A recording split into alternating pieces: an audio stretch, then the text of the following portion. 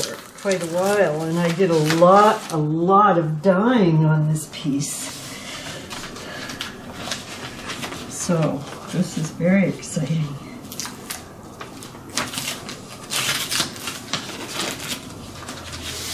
Wow. I didn't really think you would have it done so quickly. Whoa! Looks like Christmas. Wow. What do you think of the frame? Isn't it gorgeous? Yeah. Oh my goodness. Holy crow. You like it, eh? It's beautiful.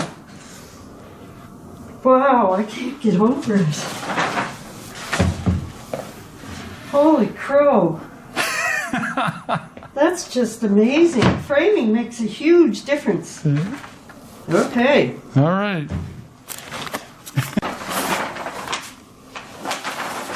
Material. So first of all, why don't you tell us your name?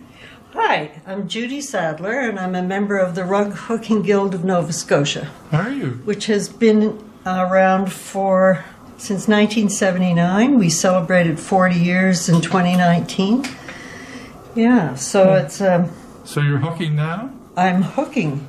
I'm hooking with fiber strips, and they are cut in number 4, as we call it, which is 4 30-seconds.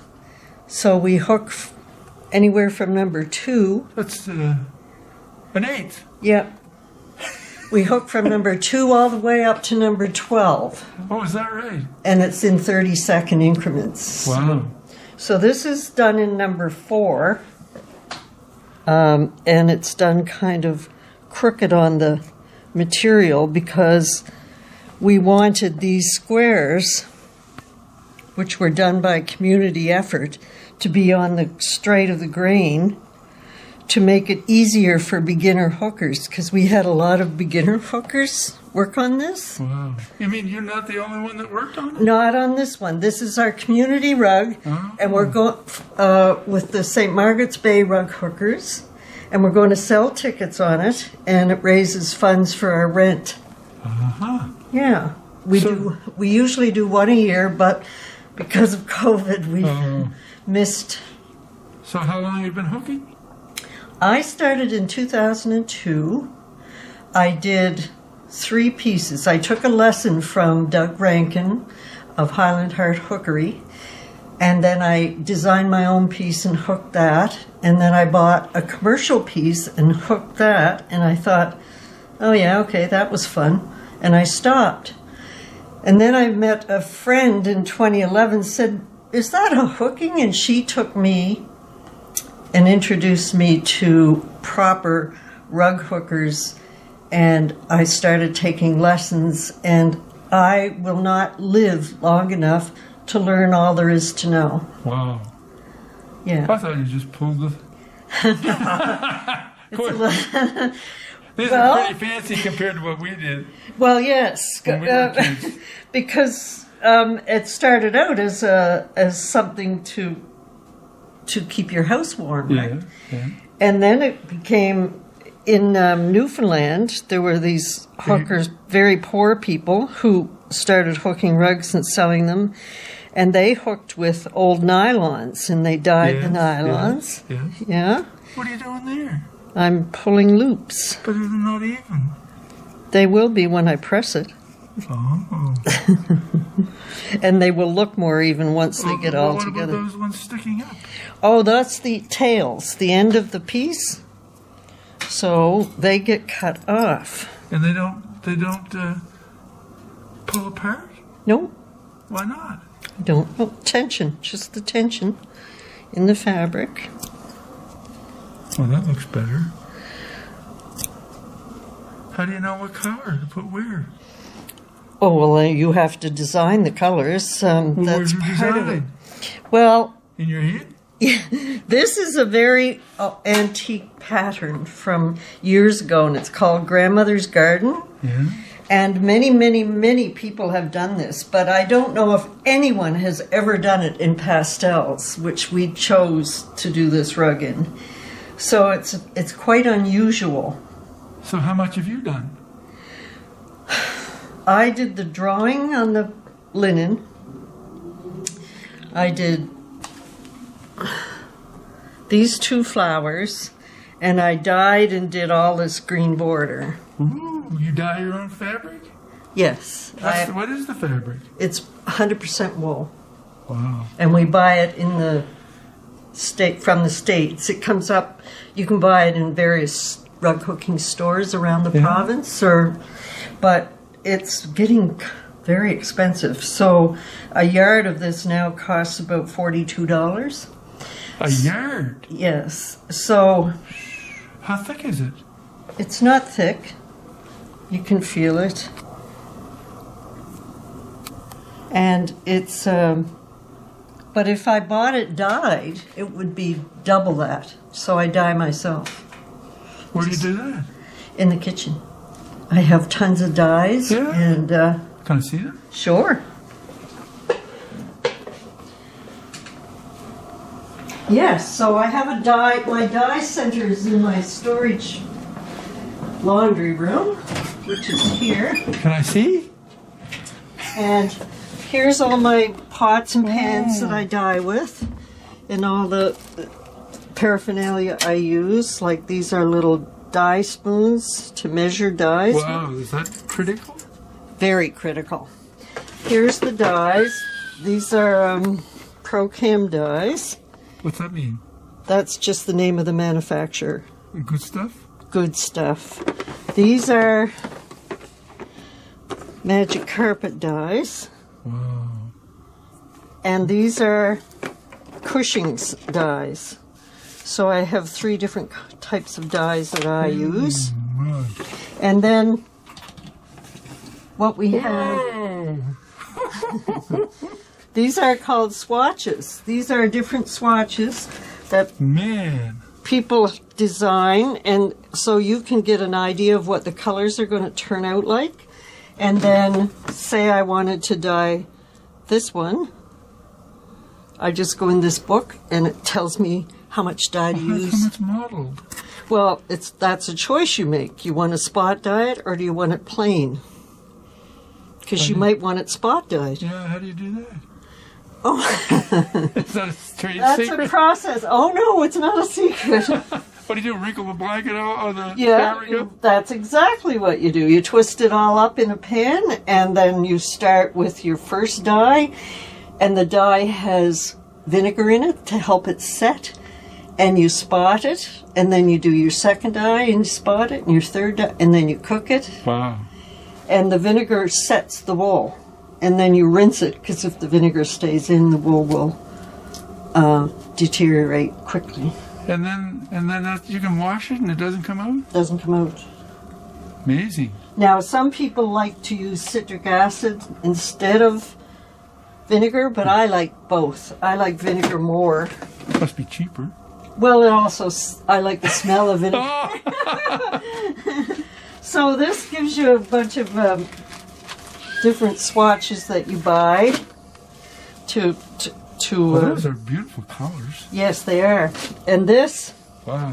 is the Jewel Tone series. And what this is showing is 8 value swatches. Wow. So I'm talking to a man who knows what values are, right? Yeah, a little. A little. Just a little, yeah. So when we're doing like flower shading, we would do 8 values. That's a pile of work. It is a pile of work, but it's fun. And it takes a long time to make something happen, right? Where do you cook it? I cook it on the stove or in the oven or in the microwave or in the deep fat fryer, depending on what I'm... Deep fat fryer. Just depends on what I'm cooking. Wow. Yeah. So that's an art in itself. It is, and it's a very, very fun one. So one of the other things that I took a course during COVID online, and it was on Dye Better Blues. And it was all about using blue dye, because a lot of the dyes, like the 490, number 490 from Prochem, will fade quite quickly. So if you use that blue in your sky, you got to know it's going to go white within 10 years, Wow. right? So this lady who taught the course dove into all of that and taught us, and now we can dye blues that won't fade. Wow. So my favorite, What is this? this is my Uncle George's house. He lived at the head of St. Margaret's Bay. George Nash? Yes. I knew George. He was running around like a 50-year-old when he was 90. That's right. So this was the house. Yes. And now it's got a, I think it's a children's Yes. place attached to it. Yes, yes. And beside it, if you drive by slowly, you'll see this big rock. And when we were children, if you couldn't climb that big rock, you were a nobody. Oh. Yeah. Somewhere you with somebody? Yes, of course. My brother had to be lifted down. Oh. Yeah, so that's George Nash's house. Well, And so when what's this one? Oh, this is a course I took called Blueberry Fields. A gentleman taught me this course. His name is Dwight Gallagher. And You got men hookers. oh yes, men are fabulous hookers. Yeah, yeah. Wow. And so that was a lovely course, and his emphasis is on landscapes and skies, and how the sky is lighter as you get towards the Yes, yes. lower part. And, So- and his other thing he was trying to teach in this course was directional hooking. So this hooking is coming down at an angle like this, and it's a finer cut. That's a 3 cut, and this is a 4 cut, and it's going this way. And this has as big as 6 and 8 cut in it, like great big wide, Wow. so that it looks closer. Yes. yes Closer, yes, further, yes, and further. yes, yes, yes. Oh, So where's your fabric? okay. Are you ready? Yeah, I'm ready. I'm going to show you. All right. All right. I have.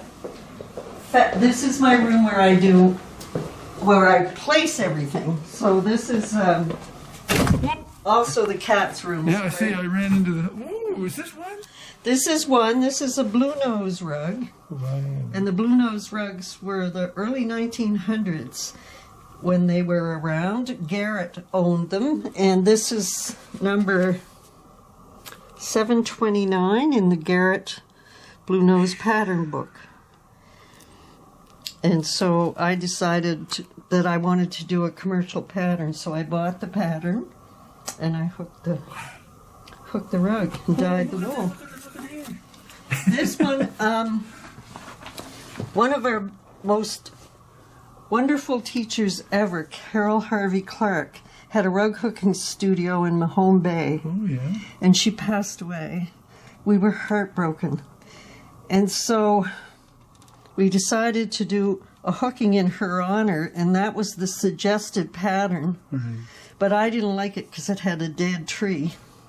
So I changed it. Took the artist's license.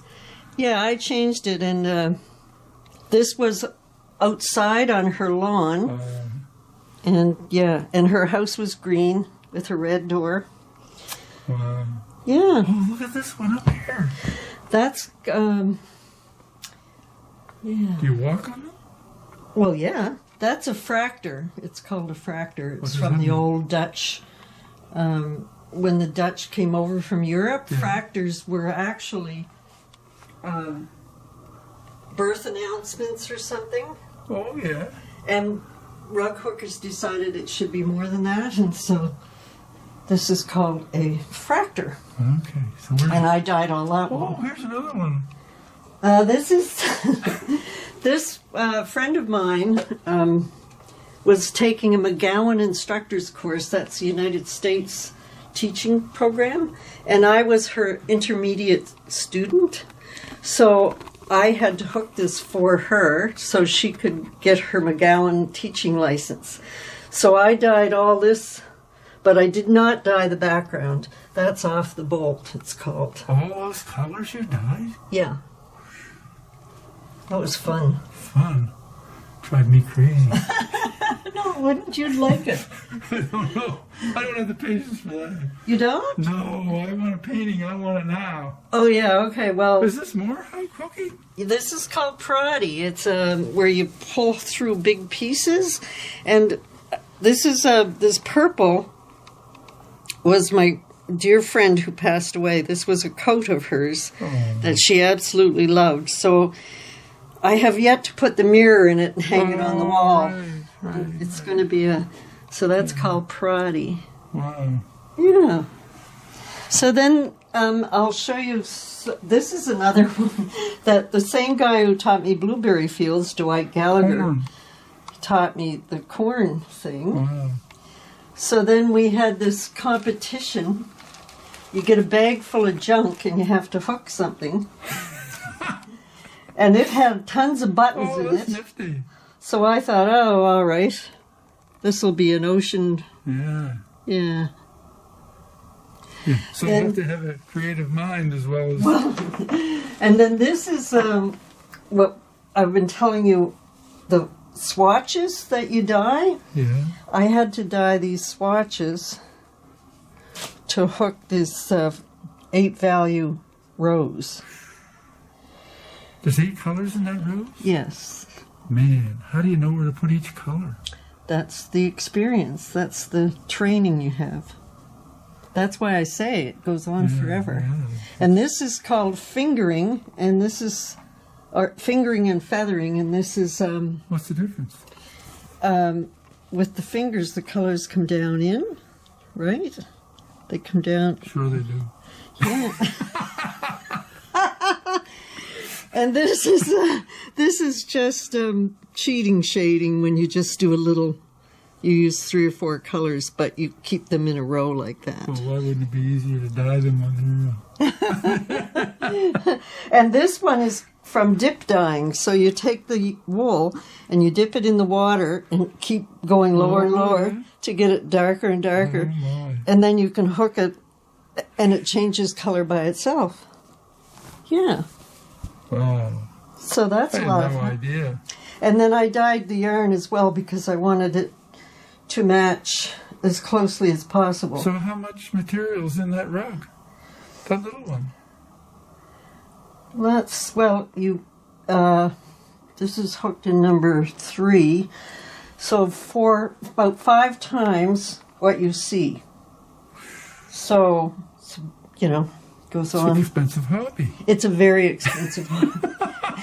It's not a cheap hobby. And that's why it's so good when it takes so long to do one, right? Oh, yeah, you don't want to whip one of those off every day. Oh, you don't. No. Oh, look at this. This is all your fabric? This is all my fabric. I've dyed about 75% of it, I'd say. Where's the raw stuff? Oh, the raw stuff's in another room. I didn't have room for it in here. Wow. So how do you know what colors you want? You just... Well, you design your rug, and you pick out the colors for your rug. Like, where's the next rug? Where did I put it? I have another rug coming up that's going to go...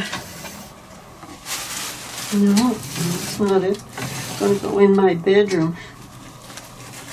This is Santa Claus not finished yet. He's going to be round. I wonder where I put that. I don't know. You paint too. No, that's Charlie Sadler's paintings. Oh, Charlie's. You might have. Yes, we framed those. You might have Yes, framed those. no miting. But that was many moons ago. It was many moons ago. He's been gone a while. That's No, for that sure. was, yeah, we framed those. Yeah. Oh, yeah. Did you frame any of John Cook's? Not directly. Indirectly. Okay. So where else do we go? Well, we could go in here, and you could see 2 of. She says I'm soft like a bunny. She ever soft? This was my very first rug school that I ever went to, and we learned all these different forms of stitches and Prodi, and yeah. We went to a class, and I suppose that costs. Yeah, that was a week's class. Yeah, in Truro. Right now, So what did you do before all this? before I retired? Yeah. Oh, I was what they call a space planner. I designed offices for the federal government. did you? Yeah. I Wow. worked on CADs, all that, yeah. So these are John Cook's paintings. The two that my... Oh, yeah. He was good friends with Dave Weitzman. Did you know Dave Weitzman? I did not know. Yeah. And this is my William Morris. Are you familiar with William Morris? No. He was a designer from the 1800s in England, and he's very famous for wallpaper, carpet, and... How would I know him? I know him. Well, you're an artist. Yeah, but You're a talented man. I didn't do well in school, though. And you made all these pillows?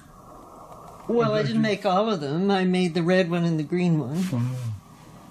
So And where's I this raw upholstered material? this. Is that what you're going to show me? Oh, I could show you it, but it's in my storage room. Oh, well, never mind then. I don't want to... No, I could show you, but All right. I Oh, have what? to climb through stuff to get to it. Oh, I could show you a piece of it. sure, that's all. Okay. Oh, and this is called an Oriental, which is another course that I took. How many courses did you take? Oh, gee, I can't tell you. Wow. And I still haven't finished the edge on this one. Orientals are designed so that they go in one direction only. Oh, my. Like as if you were doing a real Oriental rug. And the dyeing...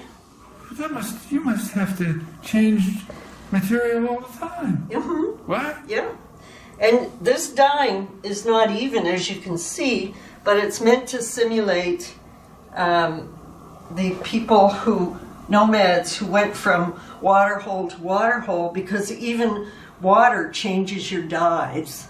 So this is called abrashing, this blue. Yeah. So even the water changes, so you don't know what you're going to get. You're pretty good in the city, but if you're on a well, you better dye everything you need the same day. Even a different day? Yes. Wow. Yeah. Yeah. Oh, here's more. Well, this was my lesson, my first rug I ever did. Is that right? So that was with Doug Rankin, Highland Heart Hookeries. So an example of fading, look at this, and then look at it on this side. See how green it is? Yeah. Ooh. Yeah. Ooh. Not good. Not good. So you have to check your dyes too to make sure Did you dye that? I did not. That was Doug's dyeing. Because I was a beginner, I didn't know anything about dyeing. This was my second rug. I designed it and bought the wool already Well, was dyed. bottom wool better than your own dye? I don't think so. I think I'm just as good as they are. Yeah, and it lasts? If I use the right dyes, it lasts. Yeah. Yeah. This is an interesting piece too. My friend's daughter designs fabric, and she designed this piece, and she sells the pattern for $20, and all the money's going to the Ukraine. Oh, yeah. So how we do that is we take that, draw it on a piece of paper the size we want it, then we trace over the piece of paper, Right. and then we put this on the That's fabric. bigger. Well, I wanted it bigger. That was too How'd you small. get it bigger? I did it on the computer. Oh, you cheated. I cheated. So then I made it bigger. Oh, look at that. So it goes from paper to this fabric, and then it Yeah. goes from this fabric onto here, and the pencil we use bleeds through this onto the linen. Yeah. So that's the linen. I don't like burlap. It's too hard on my hands. It hurts my hands, so Did you get cracked fingers? not now. Did you before? No, I didn't use and I thought, no, I'm not doing that. And the number of hours it takes to do something, why would I chintz on the background? You know, why would I go to burlap? when I can use beautiful linen? I don't know. So How much does that cost compared to burlap? Doesn't matter.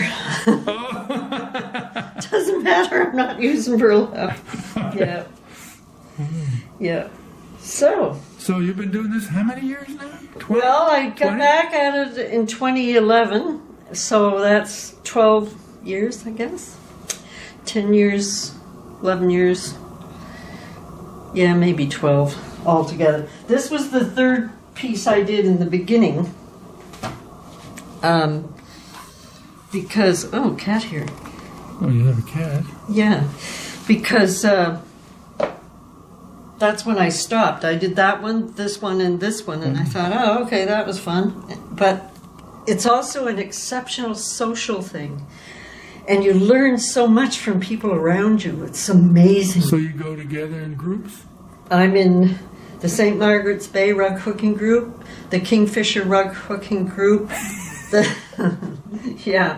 Yeah, a lot of groups. And when do you hook? I hook all the time. No, but do you do it in the groups? Oh, yes. Everybody has their own thing going on. So, Where do you meet? Well, Kingfisher meets at Calvin Church. St. Margaret's Bay Rug Hookers meet at, it was an old schoolhouse in where the Unicorn Theater is now. Oh, yeah. Yeah. And then I was in a group that used to meet at Sobeys, but Sobeys were not back there yet because of... Upstairs where the... No, this one is in out on the Bedford Highway there. Yeah. That group hasn't... So you meet daytime or evening? Yes, we mostly meet at daytime. So you're not working full-time somewhere No, else? no. None of the hookers are workers. Oh, no? Oh, well, not many of them are, yeah. Mm-hmm. There was one group meeting in Sobeys on Windsor Street in the evening, but I don't think Sobeys has reopened to allow us in again because of COVID. So do you know how many rugs you've hooked? I haven't got a clue. No. What's your favorite? I did a rug for my nephew when he got married. They bought a house, and the house had a stained glass piece over the door. And I thought, this is their first home. It certainly won't be their last. So I'm going to hook that piece of stained glass and give it to him as a wedding gift. And he actually was very pleased, and now they live in Australia, so he took it with him, and he showed me a picture of where it is in his house, so that was good. Yeah. Wow. Yeah. So you're going to just keep on hooking? Well, I did join the teachers branch for a while, but then I found that I didn't enjoy the teaching as much as I did the doing, so yeah. So what do you sell them? No. No. No. Do any of the hookers sell? Oh, yes. Yes, a friend of mine sold one about that size at Christmas for around $800. Yeah. And But also, you don't make any money on your time. You sure don't. You have to just love the process. And it's very zen, you know? Very which? It's zen-like. What's Zen? It's calming. It's Oh, is it? relaxing. Yeah. Yeah, it is. So you yeah. shouldn't be uptight. No. Yeah, it's a very peaceful, calming exercise. Oh, we walked right past my fine shaded flowers piece. Did you see? On the wall. What is it called? That's a fine shaded flower. I took a course in fine shading, and Carol Harvey Clark drew the pattern for me, and I dyed all the wools. Except for the background. I didn't do the background. I think, no, that I purchased. But I dyed all those. Well, that takes hours. Yes, hours and hours. So, do you want to see how I cut the wool? Sure, I guess I do. I want to see everything. This is where you cut wool? This is where I cut wool. What's that thing? That's a cutter. What are all those? Different blades? Different size blades. So this is 4. I told you that was 4 30-seconds. And that's the size I'm cutting for. Oh, look at that. Yeah, I'm cutting that size for my community rug. Isn't that nifty? So yeah. And then if I wanted to... How come you don't make it longer? Because of the amount of wool I dyed in the pot, I dyed a half a yard, which is like this wide by this big. I couldn't, if I made it longer, I wouldn't be able to get it in the pot to dye it. Okay. Yeah. Because it seemed it would be less seams. Yeah, but It seemed it would be less seams. don't tell me you can see the seams. I'd be offended. No, I'm just thinking of the work. Oh no, it's no more work. That's nifty. What's that thing cost? Oh, right now I wouldn't want to guess. These would cost about $2.20 American, and the body would cost, I don't know. I bought it years ago, so. Does everybody have one of those? Not the style, no. There's many styles. This is a good one? This is a very good one. It's called a B. Townsend. It's a very good cutter.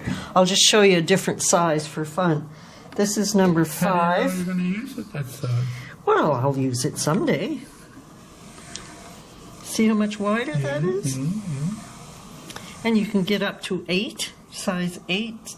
I have a cutter with size 8 on it. What cuts it? It's a pressure cutter. There's no blade. Right. Isn't that amazing? Yeah. Now, there develop? was a gentleman, these don't, there was a gentleman, his name is going to go right out of my head, who designed a cutter similar to this. He lived in Nova Scotia, but he just passed away, and nobody's taken over his business, so it's very sad because, yeah. And then there's another kind of cutter, which I have, that has blades. And the gentleman who sharpens the blades and adjusts the cutters is probably in his late 80s or early 90s, and his son didn't want to take it over, so we found somebody in the valley who will sharpen the blades. Yeah, it's a very interesting hobby. So I'll continue. This is a magazine that we get called The Loop. If you're a member of the Rug Hooking Guild of Nova Scotia, this comes out 4 times a year. Who prints that? I used to be a printer. It's printed near Pictou. What's the name of the... Yeah, I used to run presses. Oh, okay. Look at all this stuff. Yes, and each group, and there's a lot of different groups, districts. There's 13 districts.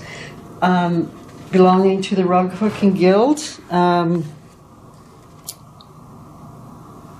We have 2 districts in New Brunswick and 1 in PEI, and the rest are in Nova Scotia. Wow. And there's directors of each district, and they put a report in every 3 months. Yeah. Wow. And this was a special edition because it was our 40th anniversary edition. Yep. Yeah. And the founding members should have their picture in here. There's the ladies that founded the Rug Hooking Guild of Nova Scotia. Don't know them. Wow. Yeah, so it's like a cult following. That's the best I can come up with. So any words of wisdom to those that don't have never started it?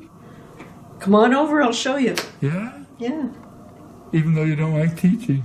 Well, one-on-one isn't bad. Yeah. Yeah, I don't mind teaching one-on-one. And right now, I always recommend if you're starting out, use yarn.